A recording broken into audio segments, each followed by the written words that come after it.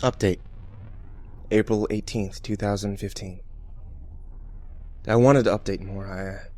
I truly did. However, certain circumstances would turn me off the whole Celadon Local 21 thing. I've since had hundreds of emails about my blog and was even in contact with a magazine about my story, but now's the time to come clean to everyone. Where have I been for an entire year? The story of Pandora's box is true, and I opened it. I opened it last June when I watched the fourth tape in possession of the Bromere Police Branch. The other subject I'd like to address is the number of jokes/fake emails I've been getting from people claiming to be Mr. Bear. Let's start with the fourth tape. This is what traumatized me into stopping my research temporarily. After a few weeks of playing silent, I decided to ask Mitchell Wilson if I could view the infamous fourth tape that he had talked about. I don't know why. I just felt that viewing that tape would give me some closure. Wilson was obviously reluctant to show me, but I was persistent. He gave me an offer. If I was still interested by the time I turned 20, he would show me the tape. Not being able to do much else, I just played the waiting game. And by the time I turned 20, in June, I was definitely still interested in viewing that tape, and I gave Wilson a call, in which he admitted that he had hoped that I would just forget about asking him again, but I was not going to take no for an answer. You really don't need to see it, he kept telling me, but I did need to see it. I had to at this point. Sure enough, he invited me to the Bromere branch on Monday afternoon. Having watched every Saw film and video of Animal Slaughterhouse in my ethics class, I was sure I would be able to handle whatever the tape could throw at me.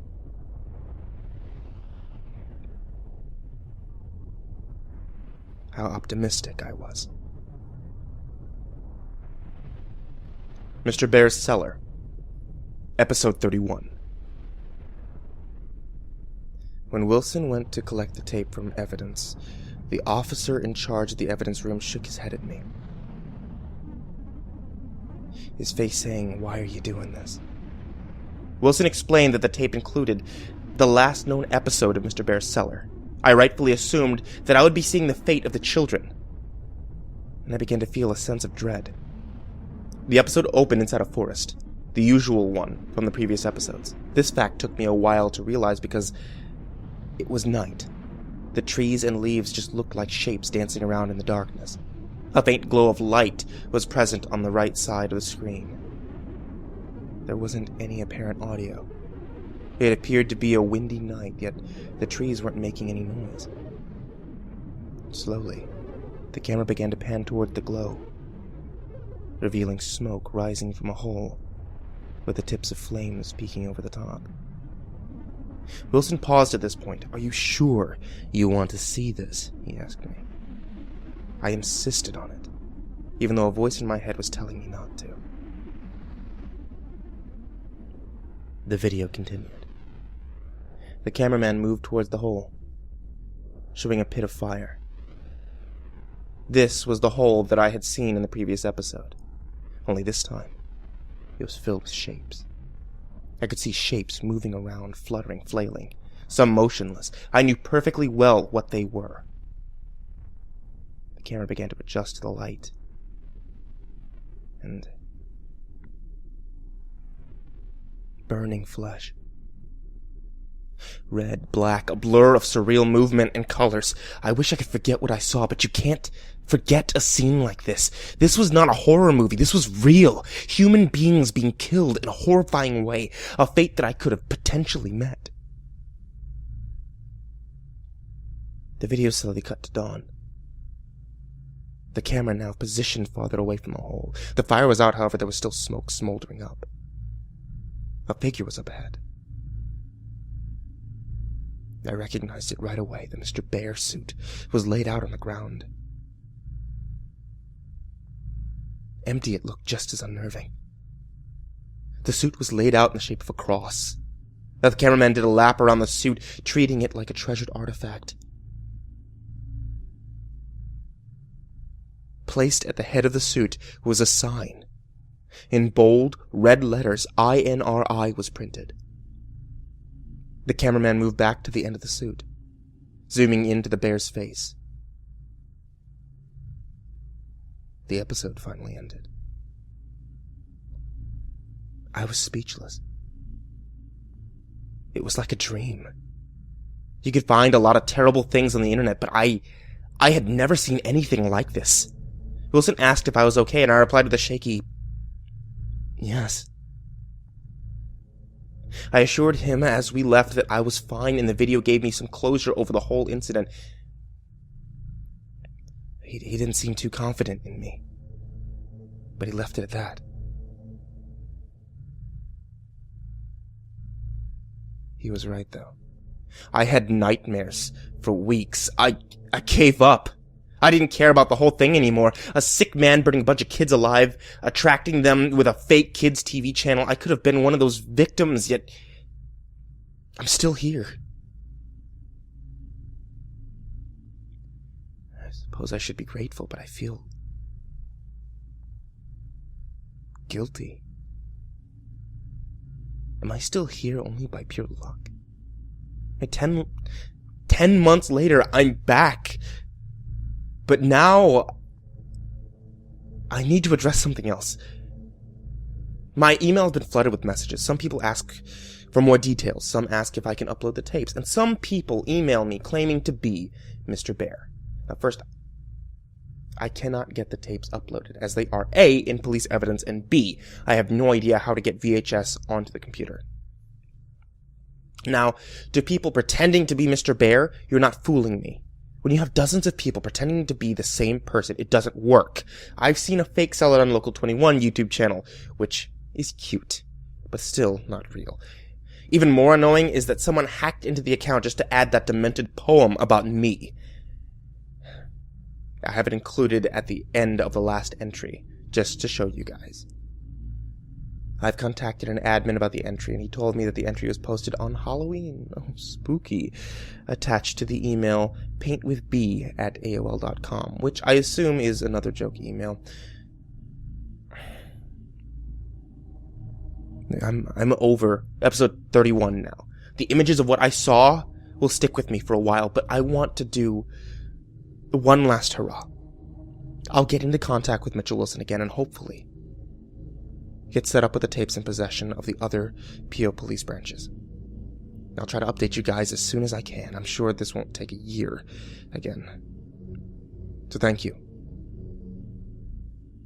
to everyone who still reads this. Elliot.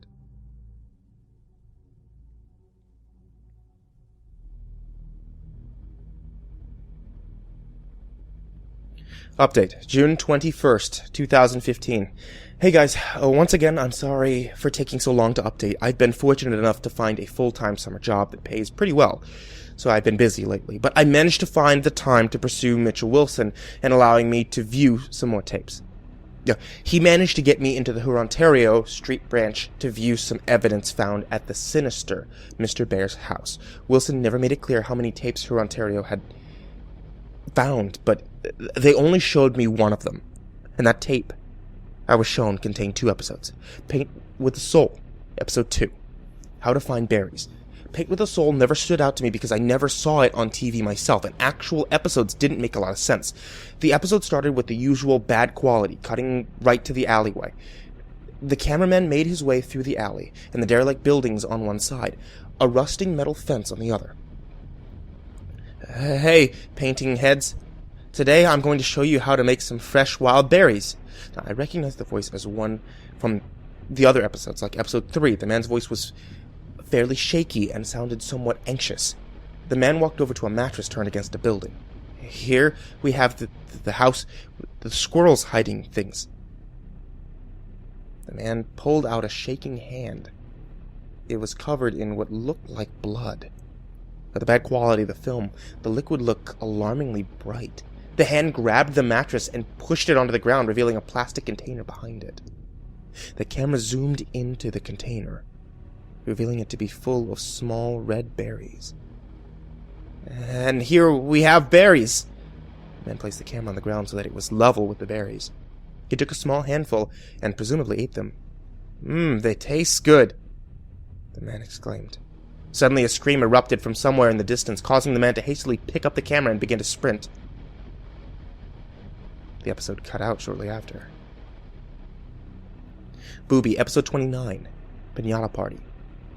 I was alerted that this episode contained disturbing content, and after that last episode of Mr. Bear's Cellar, I believe that there isn't anything I couldn't handle. I hadn't seen a Booby episode in a while, so I was curious of what would be involved in this one. But I now wish I hadn't. The episode started off fairly normal. Booby and his unnamed companion were talking about how they were planning a party for their friends. Booby suggested that they use a piñata as a party game. His friend agreed, and the hand playing the character began doing odd finger motions. The episode suddenly cut to a dimly lit room. It appeared to be an empty pantry. What hit me instantly was that there was a man bound to a chair in the middle of the room. His body appeared lifeless and slumped over to one side. And when another man walked up from behind the camera, the man in the chair began to struggle, and muffled screams could be heard. The man was wearing dark clothing with a hood to obscure his face. The other man then proceeded to a metal baseball bat and held it over the man's head. He took a swing and landed a hard blow. The sound was dull, but deep enough that I knew he had hit hard. Now, the other man mostly obscured the view, but the man in the chair was now lifeless and slumping forward. The other man continued to swing and hit, eventually producing blood that began to paint the white ceiling and wooden walls. I'm glad the other man remained and obscured the view. I would not have wanted to see the result of the baseball bat to the man's head.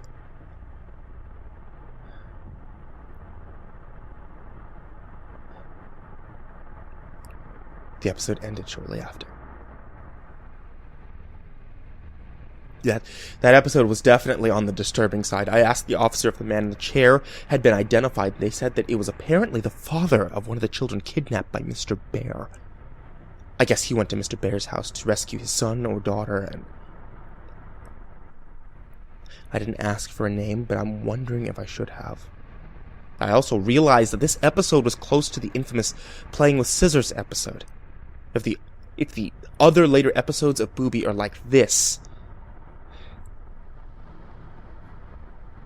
then I don't want to. I don't think I want to see them anymore.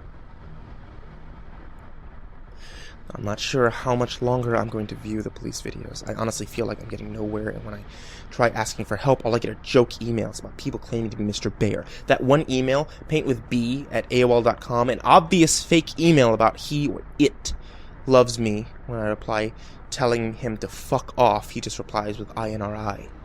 This shit really has to stop.